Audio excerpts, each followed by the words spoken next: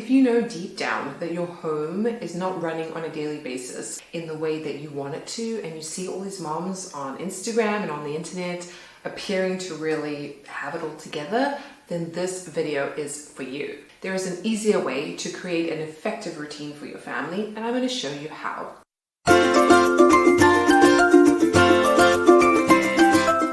First, hello and welcome. My name is Julie. I'm an occupational therapist. In fact, I have my doctorate in occupational therapy, and now I coach moms to go from feeling overwhelmed and frazzled and like they're permanently in chaos to parenting with ease and confidence and really reconnecting with themselves, rewriting stories that are no longer serving them. I have 3 kids, age 7, 4, and 1, so I'm in the thick of early childhood, doing life alongside you, and I'm super excited to have you here for the ride. I host a weekly podcast and send out a newsletter, as well as being very active on Instagram. So if you are looking for intentional and mindful parenting practices, tips, mom hacks, all that good stuff, then make sure to subscribe and follow along. Okay, let's dive in on how to create an effective routine for you and your family. Before I go through my actual process of how I do this, I want you to consider a couple of things. Whenever you are implementing something new, a new habit, a big change,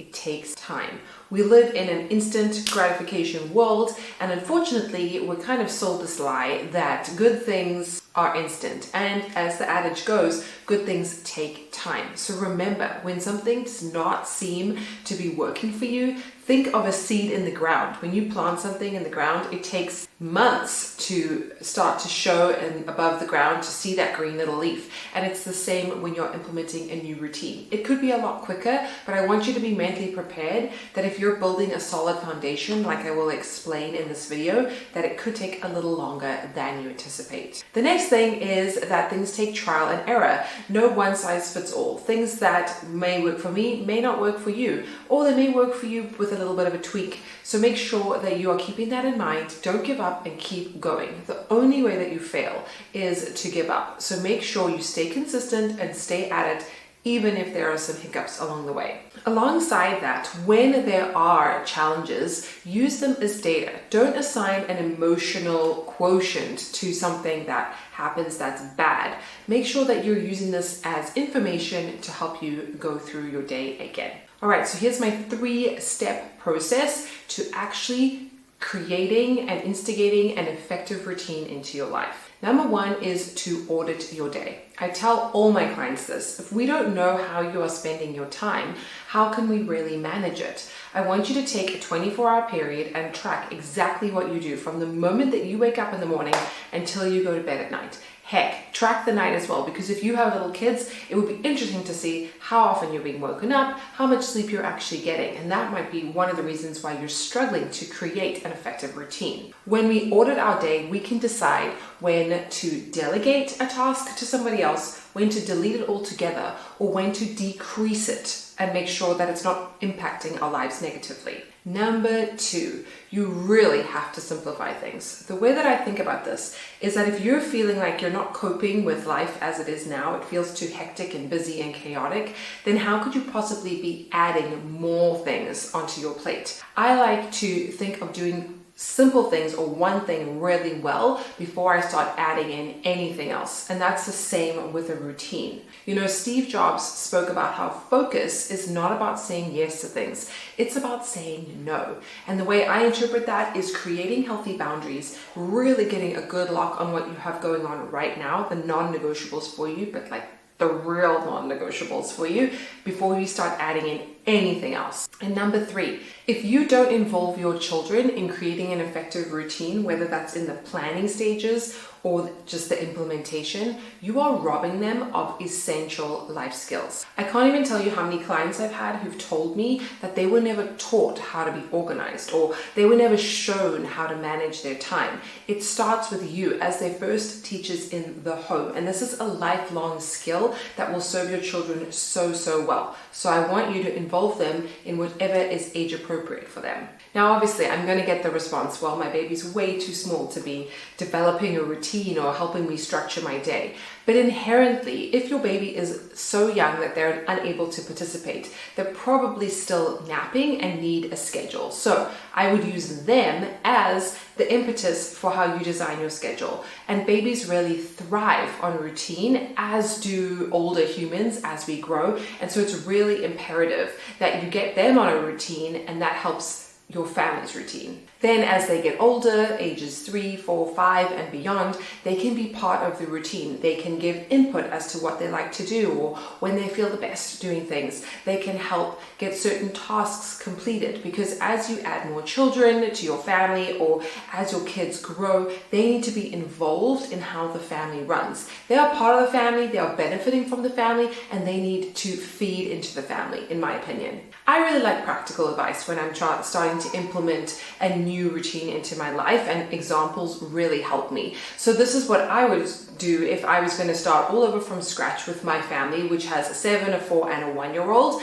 And this is how I would set up my routine. So I have a few principles that I live by, and this is how we set up our perfect day. For one thing, bedtime is always around about the same time, give or take 30 minutes, because life happens, but we are always aiming for a 7:30 bedtime, which may seem really early to you, it may seem really late. Let me know what time your kids go to bed in the comments down below.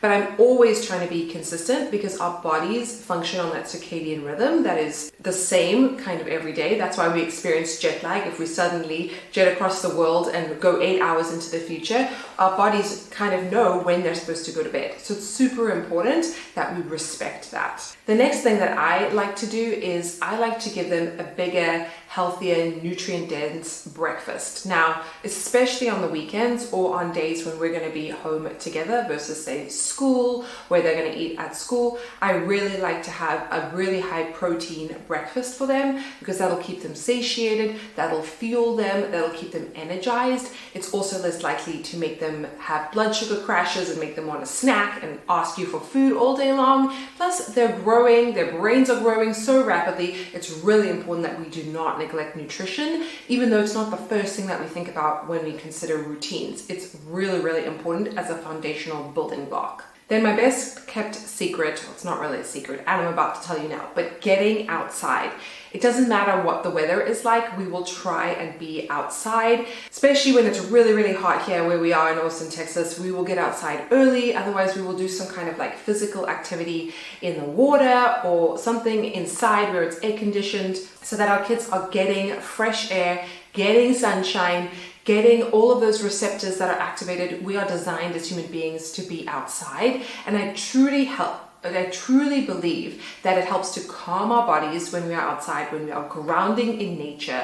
It helps to get out so much of that energy and all of those wiggles, and it helps to promote melatonin and sleep pressure if we're getting ready for a little one to nap, or as the day goes on, for them to feel really, really satisfied and complete when they finally flop into bed at the end of the night. Then I incorporate a ton of free playtime.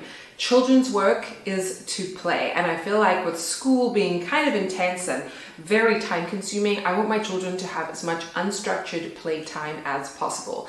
I don't really mind what they're doing as long as they're choosing it and it's safe and they're not destroying property or hurting themselves, but I'm a really, really big proponent of free time and independent play. And I start this from young. I think even a small baby should be allowed time to just chill, kind of left alone a little bit. We're not talking hours on end, we're talking like 5-10 minutes, and as they grow they can spend more time on their own. And I've really noticed as my children have grown up that they can get immersed and lost in an activity for 20 minutes, 30 minutes, 45 minutes. It really depends. And I don't think that's always the case with kids. I don't think they automatically know how to play independently if they are permanently with a parent or never really left alone. It is a skill to learn how to kind of entertain yourself, to daydream, and it is very, very important for children to be bored, because it helps them to develop creativity. All those best ideas, all those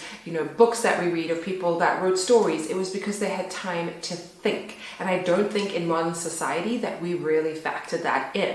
And so I want to give you this as a reminder that if you're finding your children nagging you and saying, I'm bored, and to not give in, to try and encourage them to play for a little bit, and then you will see them at this time. And depending on the age, you might be able to use some kind of clock-based reminder for them, or tell them, you set a timer, I'm coming to find you in 10 minutes. Make sure that you follow through and slowly develop their independent play muscle. Needless to say, this will help your personal routine 100-fold, because it might be those 10 minutes that you quickly start boiling water and getting dinner ready, or chopping some vegetables, or you make your bed, or you quickly take a shower, something like that, and it'll be truly life-changing. As the day starts to wind down, I like to allow them opportunities to read or color or do something a little bit more quiet. My kids at this age, and they've loved this for a long time, but they love magnet tiles, they love Duplo, they love Lego, they love building and constructing things. And I feel like this is very open-ended play that can go on for many, many years. And so something worth thinking about if you want to do something inside and you want a bit more of a quieter activity. Then we usually do a bath around 5 or so. We have dinner right after that, 5:30. I like to do these things early because, as I said, my kids go to bed early, 7:30, and in order for us to meet that bedtime without being frantic, we need to start doing it way in advance. So I always tell my clients 2 to 3 hours before you actually want them asleep, you need to be preparing for bedtime. Once you get into a routine of doing this, it's like completely habitual, completely second nature, and everybody comes to expect it. I try as much as I can to encourage them to help cleaning up dinner, bringing their plates to the sink, helping us put away dinner, and then they can have a bit of free time before they go to bed. So what is really interesting, after implementing this routine, I would say this really kicked into high gear after I had my second child, and I had 2 very small children that I had to care for, often on my own because my husband was working a lot or traveling. You know, now that we've been doing this for say 5 odd years, I feel like my husband and I could do this routine with our eyes closed. Yes, we do things slightly differently, but for the most part, I feel like every member of the family knows kind of what to expect and what to do, and it makes things super seamless. What it also does that you don't initially think about is it gives you so much flexibility within these boundaries. So my children cope really well with going to other people's houses for dinner, and if we come home a little bit later, or when we have a school event or sports or something and it's later than normal, or when we travel. And we've been traveling a lot more recently and really put this to the test, where our kids are able to kind of sleep in any house or room. They don't seem to be that, perturbed because we're following the same routine. They go to bed at a similar time, they wake up at a similar time, and they're pretty happy because we're making sure we're getting outside time. We're doing a lot of independent play, where we're exploring, we're eating healthy, nutrient-dense, delicious meals, and it really, really helps our children to be flexible in the real world. So how about you? What do you do to create an effective routine? I would love to know, because there are always so many creative and innovative ideas out there. Make sure that if this is the type of content that you are enjoying, that you subscribe and click the little like button, and also share this with a mom or dad that might be needing some help with creating a routine and understanding what goes into a thoughtful, intentional routine that will work for your family. I can't wait to see how you implement it into your daily life. Make sure you let me know, tag me on Instagram, and I will see you in my next video. Remember, mama, you've got this.